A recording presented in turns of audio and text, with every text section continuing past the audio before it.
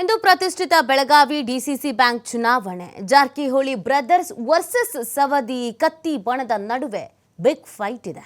DCC ಬ್ಯಾಂಕ್ನ 16 ಸ್ಥಾನಗಳಲ್ಲಿ 9 ಸ್ಥಾನಗಳಲ್ಲಿ ಅವಿರೋಧ ಆಯ್ಕೆ ಆಗಿದೆ. ಇವತ್ತು ಉಳಿದ 7 ನಿರ್ದೇಶಕ ಸ್ಥಾನಕ್ಕೆ ಮತದಾನ ನಡೆಯುತ್ತೆ. ಬೆಳಗಾವಿ ನಗರದ ಬಿಕೆ ಮಾಡೆಲ್ ಸ್ಕೂಲ್ನಲ್ಲಿ ಮತದಾನ ಬೆಳಗ್ಗೆ 9 ಗಂಟೆಯಿಂದ ಸಂಜೆ 4 ಗಂಟೆವರೆಗೂ ಮತದಾನ ಆಗುತ್ತೆ. ಮತದಾನ ಮುಗಿದ ತಕ್ಷಣವೇ ಮತ ಎಣಿಕೆ ಕೂಡ ಇವತ್ತೇ ಆರಂಭ ಆಗತ್ತೆ. ಮತಗಟ್ಟೆ ಕೇಂದ್ರದ ಸುತ್ತಲೂ ಬಿಗಿ ಪೊಲೀಸ್ ಭದ್ರತೆಯನ್ನ ಈಗಾಗಲೇ ಕಲ್ಪಿಸಲಾಗಿದೆ. ಮತಗಟ್ಟೆ ಕೇಂದ್ರ ಸುತ್ತಲೂ 100 ಮೀಟರ್ ನಿಷೇಧಾಜ್ಞೆಯನ್ನು ಕೂಡ ಜಾರಿ ಮಾಡಲಾಗಿದೆ.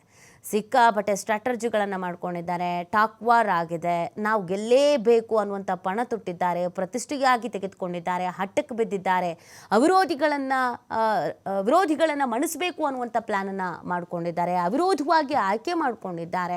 ಇದೆಲ್ಲದರ ನಡುವೆ ಇದು ವೈಯಕ್ತಿಕವಾಗಿ ಕೂಡ ಪ್ರತಿಷ್ಠೆಯಾಗಿ ತೆಗೆದುಕೊಂಡಿರುವಂಥದ್ದು ಮತ್ತು ಫ್ಯಾಮಿಲಿ ಪ್ರೆಸ್ಟೀಜ್ ಜಾರಕಿಹೊಳಿ ಮತ್ತು ಕತ್ತಿ ಈ ಥರದೊಂದಷ್ಟು ಸ್ಟ್ರಾಟರ್ಜಿಗಳು ಕೂಡ ಇದೆ.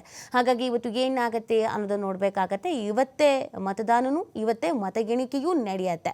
4 ಗಂಟೆಯ ನಂತರ ಮತಗೆಣಿಕೆ ಕಾರ್ಯವೂ ಇದೆ. ಹಾಗಾಗಿ ಯಾರ ಕೈ ಮೇಲುಗೈ ಆಗತ್ತೆ, ಯಾರ ಸ್ಟ್ರಾಟರ್ಜಿ ವರ್ಕೌಟ್ ಆಗತ್ತೆ, ಯಾರು ಪ್ರತಿಷ್ಠೆಗೆ ಪೆಟ್ಟು ಬೀಳುತ್ತೆ ಅನ್ನೋದನ್ನು ನೋಡಬೇಕಾಗತ್ತೆ. ಸೊ ಇವತ್ತು 9 ಗಂಟೆಯಿಂದ ಮತದಾನ ಪ್ರಾರಂಭ ಆಗತ್ತೆ. ಈಗಾಗಲೇ ಸಕಲ ಸಿದ್ಧತೆಯನ್ನು ಮಾಡಿಕೊಳ್ಳಲಾಗಿದೆ. ಸಿಬ್ಬಂದಿಗಳು ಆಲ್ರೆಡಿ ಎಲ್ಲ ವೀಕ್ಷಣೆ ಮಾಡಿದ್ದಾರೆ. ಹೇಗಿದೆ ಏನು ಎತ್ತ ಭದ್ರತೆಯ ವ್ಯವಸ್ಥೆಯಿಂದ ಹಿಡಿದು ಪ್ರತಿಯೊಂದನ್ನು ಕೂಡ.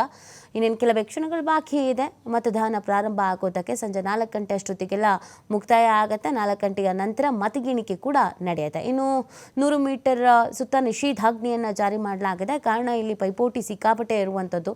ಬೆಂಬಲಿಗರು ಕೂಡ ಅಷ್ಟರ ಮಟ್ಟಿಗೆ ಇದ್ದಾರೆ. ಇದೊಂದು ಡಿಸಿಸಿ ಬ್ಯಾಂಕ್ ಚುನಾವಣೆ ಅಂತಂದರೆ ವಿಪರೀತವಾದಂಥ ಕ್ರೇಜು. ಯಾಕಂದರೆ ಇಲ್ಲಿ ಪ್ರತಿಷ್ಠೆಗೆ ಗೆಲುವು ಮತ್ತು ಸೋಲು ಅನ್ನೋ ಲೆಕ್ಕಾಚಾರದಲ್ಲಿ ತೆಗೆದುಕೊಂಡು ಬಿಟ್ಟಿದ್ದಾರೆ. ಎಲ್ಲ ಘಟಾನುಘಟಿ ನಾಯಕರೇ, ಎಲ್ಲ ಘಟಾನುಘಟಿ ಕುಟುಂಬಸ್ಥರೇ. ಸೊ ಹಾಗಾಗಿ ಯಾರ ಕೈ ಮೇಲ್ಗೈ ಆಗತ್ತೆ ಅನ್ನುವಂಥ ಒಂದು ಕುತೂಹಲ ಇದೆ. ಅದೆಲ್ಲದಕ್ಕೂ ಇವತ್ತು ಸಂಜೆ ಉತ್ತರ ಸಿಗತ್ತೆ. ಯಾರು ಮಾಡಿದಂಥ ಸ್ಟ್ರಾಟರ್ಜಿ ವರ್ಕೌಟ್ ಆಗುತ್ತೆ, ಯಾರ ಪ್ರತಿಷ್ಠೆಗೆ ಪೆಟ್ಟು ಬೀಳುತ್ತಿ ಅನ್ನೋದನ್ನು ನೋಡಬೇಕಾಗತ್ತೆ. ಸೊ ನಾವು ಹೇಗೆ ಈ ವಿಧಾನಸಭಾ ಚುನಾವಣೆ, ಲೋಕಸಭಾ ಚುನಾವಣೆಯನ್ನು ತೀವ್ರ ಪೈಪೋಟಿಯಿಂದ ನೋಡ್ತೀವೋ ಅಷ್ಟೇ ಪೈಪೋಟಿ ಬೆಳಗಾವಿಯಲ್ಲಿ ಡಿಸಿಸಿ ಬ್ಯಾಂಕ್ ಚುನಾವಣೆಗಿದ್ದೇ ಇರುತ್ತೆ. ಯಾಕಂದರೆ ಬೆಳಗಾವಿಯಲ್ಲಿ ಹಿಡಿತ ಸಾಧಿಸುವಂಥ ಕುಟುಂಬ ರಾಜ್ಯದ ರಾಜಕಾರಣದ ಮೇಲೂ ಕೂಡ ಹಿಡಿತವನ್ನು ಸಾಧಿಸುತ್ತೆ ಅನ್ನೋದೊಂದು ನಂಬಿಕೆ ಇಟ್ಕೊಂಡಿದ್ದಾರೆ. ಸೊ ಹಾಗಾಗಿ ಇಲ್ಲಿ ಬೆಳಗಾವಿ ಅಂತ ಬಂದಾಗ ನಮಗೆ ವೈಯಕ್ತಿಕವಾಗಿ ಕುಟುಂಬಗಳ ರಾಜಕಾರಣವೇ ಹೆಚ್ಚು ಕಾಣಿಸುವಂಥದ್ದು. ಕತ್ತಿಯೋ, ಜಾರಕಿಹೊಳಿಯೋ, ಸವದಿಯೋ, ಯಾರ ಗೆಲುವು, ಯಾರ ಪಾಲಾಗುತ್ತೆ ಈ ಬೆಳಗಾವಿ ಅನ್ನುವಂಥದ್ದು ಇಲ್ಲಿ ಚರ್ಚೆ ಆಗುವಂಥದ್ದು.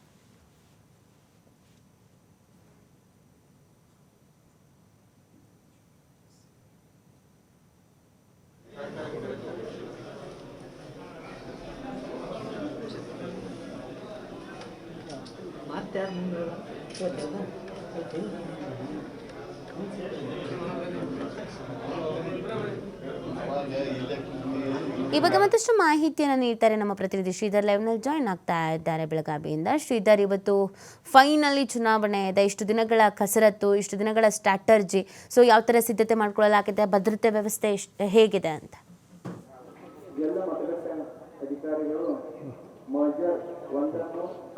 ನೀತಿ ಏನು ಬೆಳಗಾವಿ ಡಿಸಿಸಿ ಬ್ಯಾಂಕ್ ಚುನಾವಣೆ ಏನಿದೆ ಆ ಒಂದು ಚುನಾವಣೆಗೆ ಇವತ್ತು ಮತದಾನ ನಡೀತಾ ಇದೆ ಅಂತ ಹೇಳ್ಬೋದು. 9 ಗಂಟೆಗೆ ಸರಿಯಾಗಿ ಒಂದು ಮತದಾನ ನಡೆಯುವಂಥದ್ದು. ಬೆಳಗಾವಿಯ ಏನು ಬಿಕೆ ಮಾಡೆಲ್ ಸ್ಕೂಲಲ್ಲಿ ಒಂದು ಮತದಾನ ನಡೀತಾ ಇದೆ. ಹೀಗಾಗಿ ಈಗಾಗಲೇ ಏನು ಮತಗಟ್ಟೆ ಕೇಂದ್ರಗಳನ್ನು ಇಲ್ಲಿ ಸ್ಥಾಪನೆ ಮಾಡಿರ್ತಕ್ಕಂಥದ್ದು. ಪ್ರಮುಖವಾಗಿ ಏನು 7 ನಿರ್ದೇಶಕ ಸ್ಥಾನಕ್ಕೆ ಏನು ಚುನಾವಣೆ ನಡೆಯುತ್ತೆ. ಹೀಗಾಗಿ 7 ಪ್ರತ್ಯೇಕ ಮತಗಟ್ಟೆ ಕೇಂದ್ರಗಳನ್ನು ಸ್ಥಾಪಿಸಲಾಗಿದೆ. ಅದರಲ್ಲಿ 7ರಲ್ಲಿ ನೀತಿ ಇವತ್ತು ಕೇವಲ 3 ನಿರ್ದೇಶಕ ಸ್ಥಾನದ ಫಲಿತಾಂಶ ಮಾತ್ರ ಪ್ರಕಟ ಆಗುತ್ತೆ.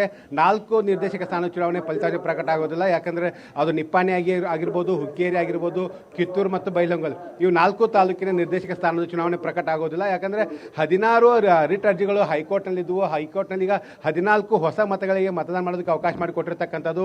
ಹಾಗಾಗಿ ಈ ಒಂದು ಪ್ರಮುಖವಾಗಿರ್ತಕ್ಕಂಥ ಈ 4 ಏನು ನಿರ್ದೇಶಕ ಸ್ಥಾನದ ಚುನಾವಣೆ ಇದೆ. ಈ ಚುನಾವಣೆಯಲ್ಲಿ ಈಗಾಗಲೇ ಯಾವುದೇ ರೀತಿಯ ಒಂದು ಮತದಾನ ಆಗುತ್ತೆ ಹೊರತಾಗಿ ಯಾವುದೇ ರೀತಿಯ ಫಲಿತಾಂಶ ಇಲ್ಲಿ ಬರೋದಿಲ್ಲ ಅಂತ ಹೇಳ್ಬೋದು. ಆ ಫಲಿತಾಂಶನ ಹೈಕೋರ್ಟ್ನ ಅಂತಿಮ ತೀರ್ಪು ಬಂದ ಬಳಿಕ ಒಂದು ಗೊತ್ತಾಗಲಿದೆ. ಈಗಾಗಲೇ ಏನು 9 ಗಂಟೆಗೆ ಮತದಾನ ಆರಂಭ ಆಗುವಂಥ ಹಿನ್ನೆಲೆಯಲ್ಲಿ ಈಗಾಗಲೇ ಏನಂದರೆ ಸಿಬ್ಬಂದಿಗಳೆಲ್ಲ ಸಿದ್ಧತೆ ಮಾಡಿಕೊಂಡಿದ್ದಾರೆ. ಜೊತೆಗೆ ಒಬ್ಬೊಬ್ಬರೇ ಅಭ್ಯರ್ಥಿಗಳು ಕೂಡ ಈಗ ಆಗಮಿಸ್ತಾ ಇರ್ತಕ್ಕಂಥದ್ದು. ಇಡೀ ಒಂದು ಚುನಾವಣೆ ಪ್ರಕ್ರಿಯೆ ಏನಿದೆ ಅದನ್ನು ಶಾಂತಿಯುತವಾಗಿ ನಡೆಸಿಕೊಳ್ಳುವಂಥ ನಿಟ್ಟಿನಲ್ಲಿ ಎಲ್ಲ ರೀತಿಯ ಸಿದ್ಧತೆಯನ್ನು ಕೂಡ ಮಾಡಿಕೊಳ್ಳಲಾಗಿದೆ. ಏನು ಚುನಾವಣಾಧಿಕಾರಿಯಾದಂಥ ಶ್ರವಣ್ ಕುಮಾರ್ ಅವರು ಕೂಡ ಈಗ ಏನು ಮೇಲ್ವಿಚಾರಣೆ ಮಾಡ್ತಾ ಇದ್ದಾರೆ. ನಮ್ಮ ಜೊತೆ ಮಾತಾಡಲಿಕ್ಕೆ ಅವರೇ ಅವ್ರನ್ನ ಮಾತಾಡ್ತೀನಿ. ಸರ್, ಯಾವ ರೀತಿ ಸಿದ್ಧತೆ ಆಗಿದೆ? ಸೂಕ್ತ ಭದ್ರತಾ ವ್ಯವಸ್ಥೆನ ಮಾಡ್ಕೊಂಡಿದ್ದೀವಿ. ಏನು ಮತದಾನಕ್ಕೋಸ್ಕರ ಏನು ಸೂಕ್ತ ವ್ಯವಸ್ಥೆ ಮಾಡ್ಕೋಬೇಕು ಅದನ್ನು ಕೂಡ ಮಾಡ್ಕೊಂಡಿದ್ದೀವಿ. ಎಷ್ಟು ತಾಣಗಳಿಗೆ ಒಂದು ಇವತ್ತು ಚುನಾವಣೆ ನಡೀತಾ ಇದೆ ಮತ್ತು ಯಾವೆಲ್ಲ ಫಲಿತಾಂಶ ಬರುತ್ತೆ, ಯಾವ್ದು ಫಲಿತಾಂಶ ಬರಲ್ಲ? 7 ಮತಕ್ಷೇತ್ರಗಳಿಗೆ ಚುನಾವಣೆ ನಡೀತಾ ಇದೆ. ಕೇವಲ 3 ಮತಕ್ಷೇತ್ರಗಳಿಗೆ ಫಲಿತಾಂಶ ಘೋಷಣೆ ಆಗುತ್ತೆ. ಫಲಿತಾಂಶ ಆಗದೇ ಇರತಕ್ಕಂಥ ಯಾವ ಕ್ಷೇತ್ರಗಳು?